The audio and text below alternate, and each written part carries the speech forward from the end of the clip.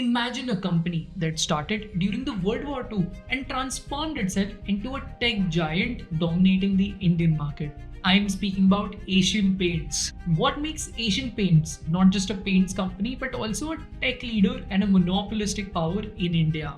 Their journey from humble beginnings to market leaderships is a testament to how good relationships and relentless innovation can pay off. Let's dive into the fascinating world of Asian Paints.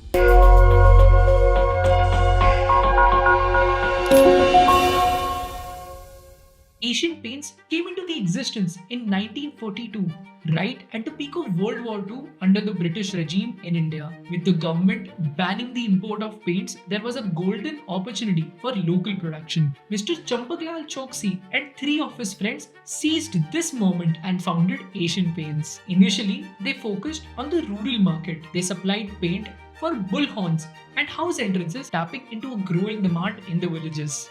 And in the next decade, by 1952, their revenue had soared to 23 crores. Guys, this is an equivalent of 1000 crore business in a decade in today's date. But the real game changer came when they introduced washable distemper.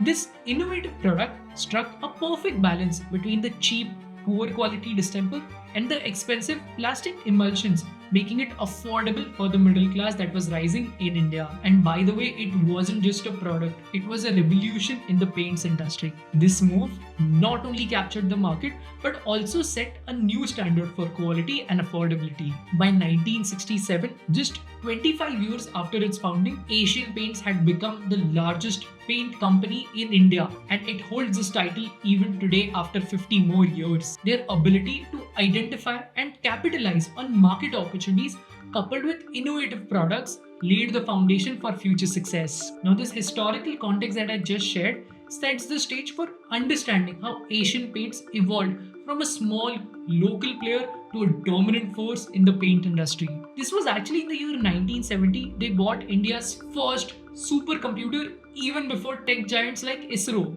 They started using this supercomputer to predict demand and optimally manage their supply chain, which became a game changer for Asian Paints. They carried out computerized based branch billing and used GPS technology for the trucks much before it became the norm as it is today. Now imagine collecting data for 50 years on which paint color, which quantity, what size sells in every neighborhood, every hour is the kind of data that Asian Paints has. And as you can imagine, with this gold mine of data, Asian Paints very accurately predicts which paint will be sold where and when. And by the way, this can be as high as 98% accuracy every single day. And this very strategy has helped Asian Paints to execute their operations with a fraction of the workforce and yet have similar levels of productivity. For instance, their Bhandu plant had 1600 workforce in the 1980s. Now, when they started a new facility in Ankleshwar, the same thing could be done by 100 workers in 1985. Just imagine the cost that you save within 5 years because of this technology. And you know what? The strategic foresight doesn't just stop at technology.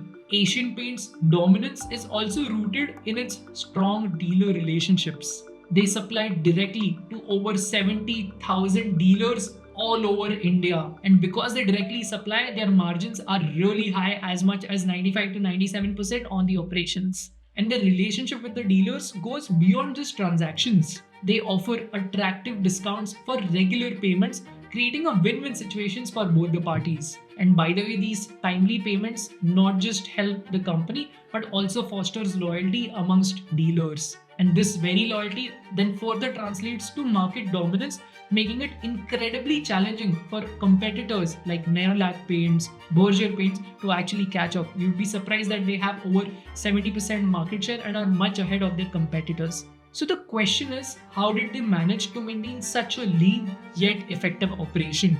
Well, their answer lies in the continuous investment of technology and innovation. They had a triangle rule, which meant they would focus on technological innovation, strategic foresight, and strong dealer relationships And this very trifecta has helped them become a market leader, which is a great case study for all of us businessmen. But wait, even giants have their own vulnerabilities. One of the primary challenges that Asian Paints faces today is the escalating labor cost, which is now as much as 65% of the total project expenses. These rising costs could potentially drive the customers towards a DIY model, bypassing the company in the middle.